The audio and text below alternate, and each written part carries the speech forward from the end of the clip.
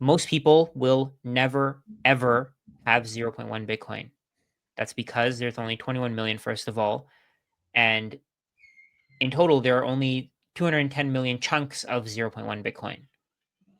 And then on top of that, you have companies like Strategy, BlackRock owning hundreds of thousands of Bitcoin. So most people will never own 0.1 Bitcoin mathematically. But then on top of that, even the people who have the chance to own 0.1 Bitcoin, they won't, because there are a few things that I think that we should talk about here, and those topics that we're going to talk about are: number one, it's very hard to understand, takes a lot of time. Number two, the people who buy Bitcoin with their fiat will never go back to fiat. If they understand Bitcoin, they're never going to go back. Number three, the people who spend it will spend less over time, so the purchasing power goes up, so they need to give away less Bitcoin to buy the things they need. Number four, Bitcoin-backed loans are going to be very common over the next few years, and we'll talk about why this is going to absolutely spike the price of Bitcoin. And then number five, I think we're going to see more mortgages, more mortgage-like loans. Sorry, not mortgages, but mortgage-like loans with Bitcoin, where you can't be liquidated no matter what. So all these things are going to make it impossible for the average person to get to 0.1 Bitcoin. So get there as soon as you can. Let's go into these topics. If you still can. If you still can, yeah. So today, at the time of this video, one Bitcoin costs about $110,000 US, which means if you wanted to get 0.1 of a Bitcoin, you need about just over $10,000 US. I don't know what percentage of the population would have a liquid amount of $10,000, but that's the easy part. I mean, not the easy part, but that's like the starting point is, do you have $10,000 free cash flow or not? Most people would be no. The people who are yes, it takes a lot of time to have the conviction to be able to allocate that money to Bitcoin. And so that's the first point that we want to talk about here, was that it is very difficult to understand. If you're watching this video right now, I don't think you understand how valuable the knowledge that you actually have inside your brain is. Think about how many Bitcoin podcasts you've listened to, how many Bitcoin videos you've watched, how many Bitcoin books you've read, how many hours you've spent trying to figure out what this asset is. And if you compare that to the average person who's pretty much spent 0 hours on it, there's a huge disconnect there. And so for somebody to get to the level that even you're at right now, think about how much time they would have to take. And there's just not that everybody has the same amount of hours in every single day. So there's really no way to shortcut that. Everybody has to go through that same path of learning, of discovery, of conviction. And there's just so many people out there, a large percentage of the population, who haven't gone down that road yet. It is individually quantifiable how much value that knowledge is that you have as an individual. If you allocate, because of your knowledge, you've gained conviction. If you allocate that to Bitcoin, and then over time that Bitcoin grows in purchasing power, and you would have just held dollars instead, the amount of value that dollars would have been worth over time versus the amount of Bitcoin you have, that's going to be massive amounts of purchasing power difference, right? And that is because of your conviction. So you could quantify that into the future, which is an interesting thing. It was kind of funny, but yeah, it's incredibly valuable.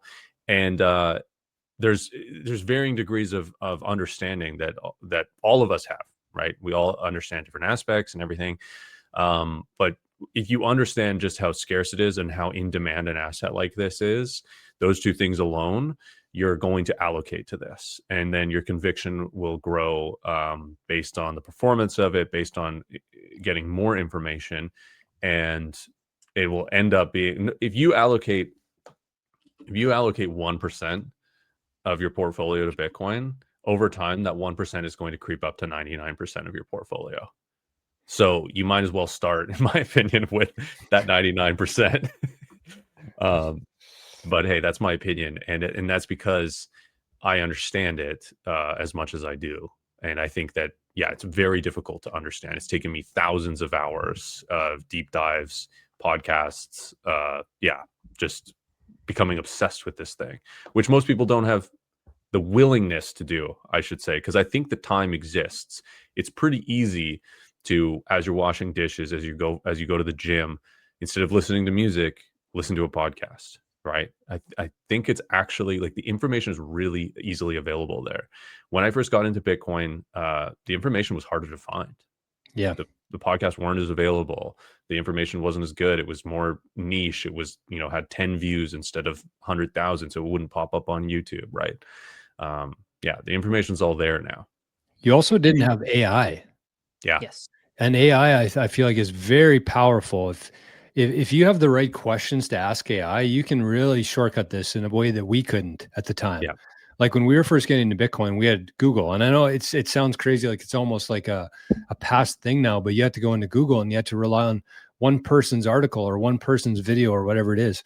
But now if you have a specific question, the AI can pretty much walk you through each step of it and explain why it is, and you can dig further into it. That's a huge unlock for anybody who's actually willing to learn about Bitcoin.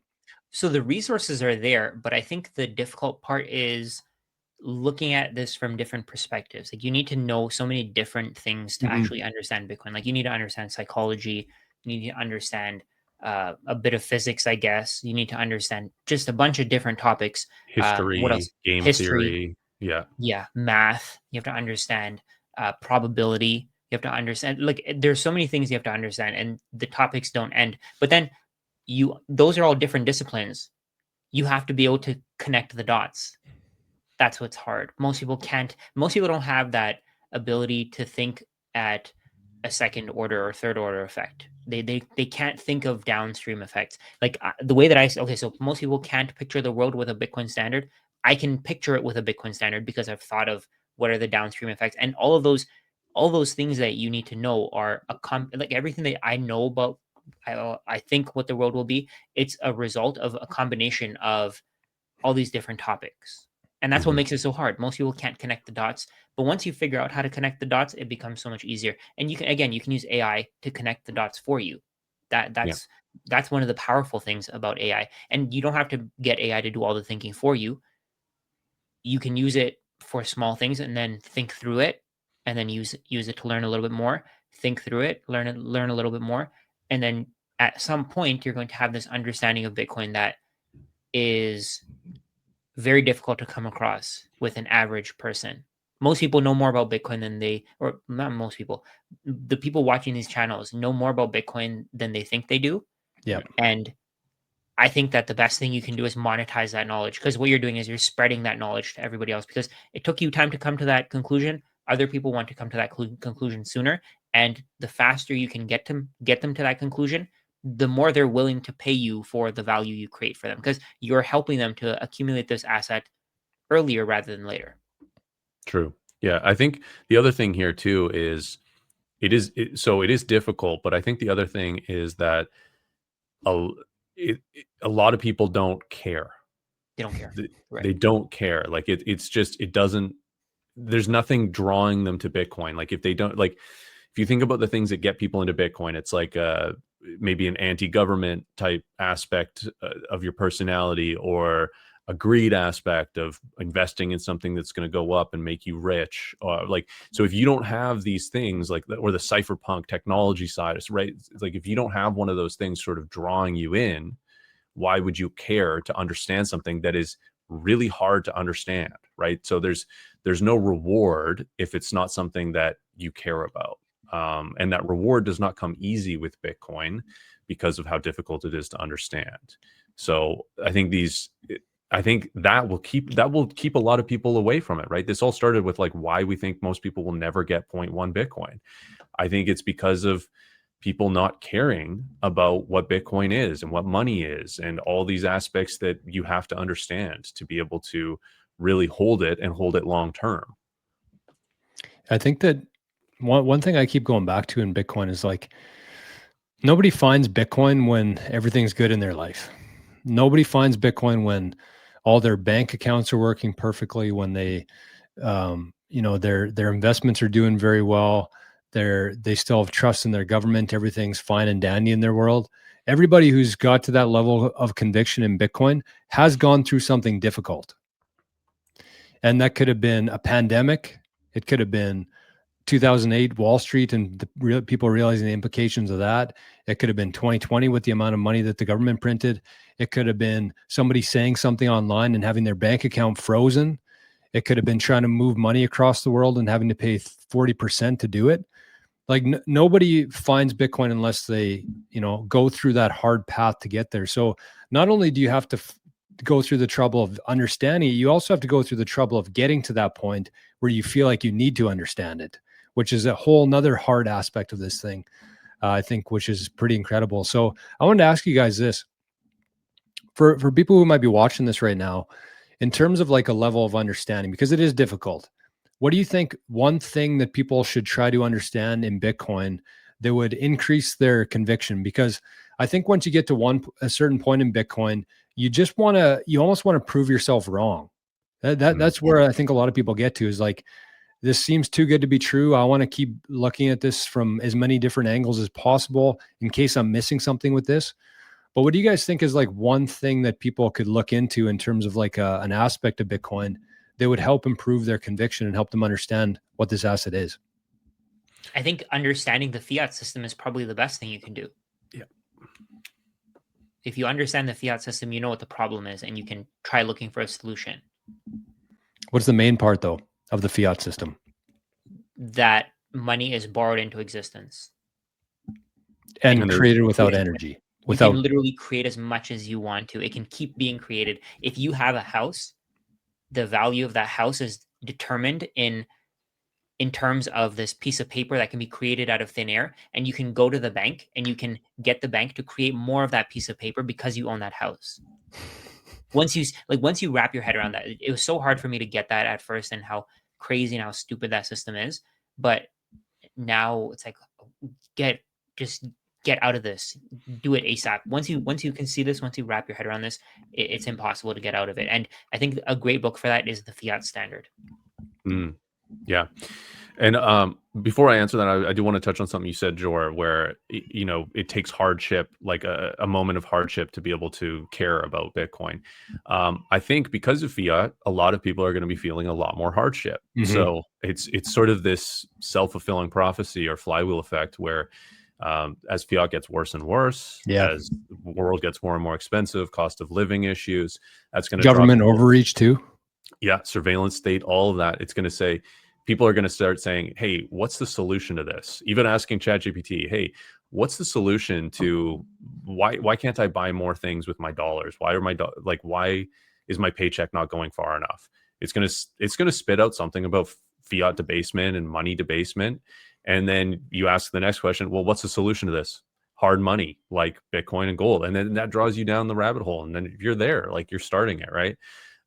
Which leads into exactly, like, my answer is basically exactly like Rajat's. I'll just sort of rephrase it in just saying, like, the thing that I would explore first is money, and look at what the dollars are and recognize that we determine everything else valued in those dollars, but those dollars themselves are broken. So they're not a good measuring stick. Understanding the concept of the broken ruler, and that we measure with the dollars that are broken. The fiat standard is great for that. The Bitcoin standard as well. The first half of it is about money, not about Bitcoin. It's just about the history of money and what makes good money. And a large part of my introduction to Bitcoin was listening to the podcast What is Money by Robert Breedlove and the Sailor series. And his show is called that because that's the fundamental question we need to ask ourselves. What is money? You cannot understand Bitcoin.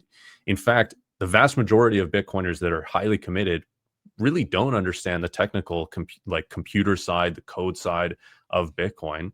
They understand the money side of Bitcoin. And to get there, you have to understand money in general. So that's the little thread that I would tug on and just start researching and figuring out what money is. Why do we need money as people? Why can't we barter things, right? Like these are the questions. Like why money? And why is money supposed to be hard? Yeah. Why does a society need hard money? And I think when you go down that road, I was going to say scarcity myself, like the fact that there will only ever be 2.1 quadrillion sats, understand why that is, understand your ownership of that network, understand why that number will never go up based on the incentives of the people who vote for that supply, but also the difficulty too. I mean, this whole thing's about Bitcoin being difficult. So I think we would be, I don't think it would make sense to leave out this aspect of it, which is the difficulty adjustment and why it is so hard. No matter how much work you put into it, no matter how many employees you hire, no matter how much machinery, infrastructure, energy you have, you cannot fast track the supply of Bitcoin. You cannot increase the supply of Bitcoin to meet the demand, which you tie those two things in together, the scarcity aspect of it, plus the difficulty and the fact that irregardless of how many people want to hold Bitcoin, we can't create more of it, which means that the units that are out there are only going to increase in purchasing power because of that dynamic there. So it's a very simple principle from a, economics standpoint of supply and demand. But what an economics textbook has never had before is an asset with absolute scarcity in it. And so those supply demand charts are great in theory, but we've never seen anything like Bitcoin before. Yep. Yeah, it's a paradigm shift, and it's the traditional, like, you really can't go to a university and learn about Bitcoin, like, unless they have a Bitcoin specific course or something. But like, you're going to go into economics, they're going to try to teach you about money systems, and they're going to try to tell you that 2% inflation is good and that we need inflation to drive spending, and spending is good. And it's just all not true. It's actually saving that builds up, saving and investing, and having the ability to have hard money that doesn't force you to spend on frivolous things and basically support companies that shouldn't exist. Yeah, the system that is going to teach you is going to teach you the wrong things about money. They're going to lie to you, basically. Yeah. And so when people are watching this, you're thinking, okay, well, what can I do? Forrest mentioned the What is Money series with Robert Breedlove and Michael Saylor. I think that's an excellent place to start. Rajat mentioned the Fiat Standard book by Saifedean Ammous. I think that's how you say it. There's a ton of resources out there. There's never been more information in terms of Bitcoin content, AI. But I think another thing that people can do is actually join a community. And, we have our Maple Bitcoin school community. There's over 165 people from around the world, all Bitcoiners, all in the same frequency, and all wanting to learn and grow at the same pace, essentially. So one thing I found very helpful is just like being part of the conversation. So not only in a community are you going to stay up to date in terms of like the security threats, things like that, making sure your Bitcoin's safe, but also just growing your conviction. And when the price of Bitcoin's going down and everybody's having the conversations, it just helps having people around you that have your back, that can essentially talk you off the ledge. Because every time the Bitcoin price goes down and you get through that, you become more seasoned, your conviction grows, and you're more experienced. And I think that proof of work, proof of time being in Bitcoin is much better than anything else. You can't really replicate that. So we do have, I mentioned the community here. I'll just show this quickly here. It's school.com. Rajat, do you have that QR code we could throw up on the screen here quickly? Oh, I closed it. And I'll just also say that the education's all out there. You can spend tens of thousands of hours looking into it and researching it. We've tried to condense that information on school so that you join the school and you can figure out Bitcoin quicker, which is going to save you a bunch of money and save you a bunch of mistakes. And yeah, we talked about learning from AI, and I think that's a great tool, and you should self-explore and learn with AI. But it will hallucinate things, and you'll have to double check those, and you can't take everything it says as fact. So doing that and cross-referencing, asking questions in the community side of the school, tapping into all the other Bitcoiners there, and the exclusive content that we've created that's only on school is going to fast track you. And of course, all of this is all available from other people and all over the place, but it's just condensed here in this community. Yeah. And I think that's the one thing too, is like the information's out there. What we want to do, the value that we want to add to this community is having it in a structured place where you don't have to sift through a bunch of things, figure out the order to do things, figuring out who you can and can't trust online, which exchanges you can and can't trust, the products, the devices, the wallets, everything like that. We've been through it. We've been here for, I don't know, a combined 15 years, probably between the three of us, maybe a little less or a little bit more. But we've been through it. We've made the mistakes. We've had a lot of sats lost along the way, and we just want to help people kind of skip that phase, get to where they want to go quicker. And that's part of this community here. So we do our live stream every Friday, and then we have a happy hour, which is the three of us plus the community in kind of like a Zoom setting where people can hop on with a microphone and camera and ask questions, have deeper conversations. So The monthly fee for that is laughable. We're going to be increasing it soon. So we just wanted to bring it up here midway. Yeah. All right, let's go to the next topic. So I mentioned hard to understand, and I said the people who buy it won't trade back to fiat. This is the debasement trade idea that you were talking about before, Forrest. And then if you combine that with people who spend Bitcoin will have to spend less over time, and then you have the loan. So I guess the rest of the topics are basically just all together here. Yeah. So the people who buy it won't trade it back to fiat because it's easier for them to get fiat by taking on loans, and they don't have to pay taxes on it. And then as the price of Bitcoin goes up, they spend less of it. So what this does is it's a supply shock. Yeah. And it's the combination of all these things. Yeah. Right. The limited supply, the supply issuance being fixed, then the concept of the purchasing power of it going up, meaning people, when they buy things, will have to spend less of it, right? They'll part with less sats. So those sats hit the market in some respect, either peer-to-peer or an exchange to trade into fiat for a payment. But there's less of them hitting the market to buy the same goods because those goods have gone down in price. So what does that do? But it limits the supply. All of these aspects combine to, and again, that's the thing about Bitcoin is there's not a one shot. You can't just get it, right? It's so complex. There's all of these interconnecting things.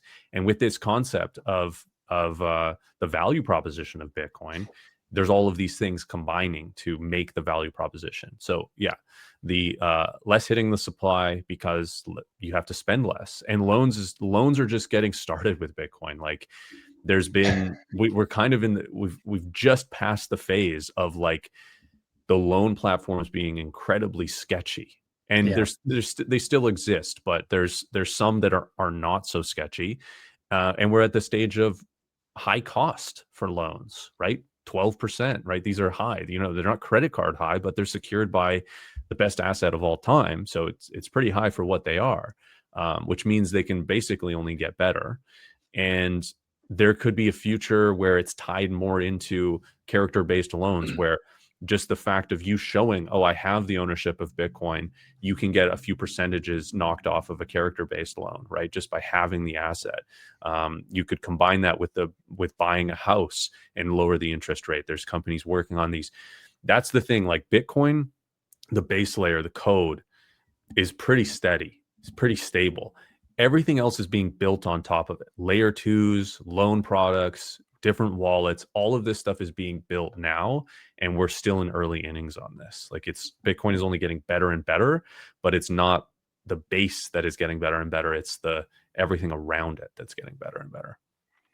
I can't wait to go down to the bank, the local credit union, with 1 million sats in my wallet and say, hey, give me some currency, give me some dollars. And then I'll be able to live off that for the next 5 years. Like that day's coming, which is really, really cool. And I think that's why we make videos like this, because all three of us have that vision of the future that we hope to kind of spread with others. But now is the time to be able to do that. It won't be around forever, to the ability to exchange this amount of dollars for this amount of sats. But the point of that is, like, if we think about last cycle, every loan company out there, except for I think one, got wiped out, which Forrest said they were sketchy. That's why, is because they actually didn't have the Bitcoin that they had claim to, which is sketchy. If you're putting your Bitcoin with a company, you want to make sure that you're going to have that at the end of it, as long as you don't get liquidated. But there's one company that got through, which was Ledden, and I think they're better for it. But think about how many banks exist in the world right now. And their core purpose is to lend money to people who don't have the ability to buy the things that they want, essentially. So imagine that there's like one main company right now who has Bitcoin loans compared to all these credit facilities around the world. Like, what do you think is going to happen here? Just thinking logically, what do you think is going to happen? There's probably going to be a ton more. The more there is, the more competitive they are, the lower their rates are. It's just like a snowball effect here in Bitcoiners' favor right now. Absolutely. It's insane because like the way they can you share my screen there, Jor? Yep. I think I think this is something that really puts things into perspective, right? So in 2010, you had to give away 10 billion satoshis to get $1. Wow, 10 10 billion? billion, because at that point, one Bitcoin was 1 penny. Insane. Right? In July, so a couple months later, it was at 1,000,000 Satoshis or 1 billion Satoshis per dollar. Mhm. Then in February 2011, a few months later, it was at 1 Bitcoin per dollar, so 100 million Satoshis. So what's happening here is you can give away your Bitcoin and get more dollars in exchange for it. So what's happening here, again, more people are figuring out that this thing is scarce. And as they realize, okay, I can get more dollars in the future for my Bitcoin. Why wouldn't I hold on to it? What Yeah. happens? If the price of housing can go up and we can literally pay somebody to build more houses for us, then what do you think is going to happen to the price of Bitcoin when nobody can increase the supply? This 1,000 Satoshis per dollar is way too high. It's way too high. Way too high. Bitcoin is criminally undervalued. It's not worth this little. Like, if you think that it is, then okay, short it, do whatever you need to, but you're gonna get blown out of the water. Like, you're gonna get destroyed because at some point it's gonna be 100 Satoshis per dollar, then it's going to be 10 Satoshis per dollar, then 1 Satoshi per dollar, and at some point, just like we showed this in one of our other videos, the German mark, you can buy 50 billion German marks for $7. 50 billion. Well, what's crazy right now is some sucker is willing to give you 1,000 Satoshis for $1 Yeah. because they don't Yeah. have the information that you have, right? This is the idea. Like, this is why you need to have the knowledge, because that knowledge is valuable, because you understand that that chart, is just going to get smaller and smaller, the one on the right? It's just going to, Yeah. It's gonna get get narrower and narrower, and more narrow over time. There's gonna be zeros are going to be removed from the left of the decimal, and they're gonna be moved to the right. exactly. Yeah. And this is the opportunity that we have from being born into the time we're at, being exposed to the content we're at, or that we have, uh, watching this video, the experiences we all had to get into Bitcoin.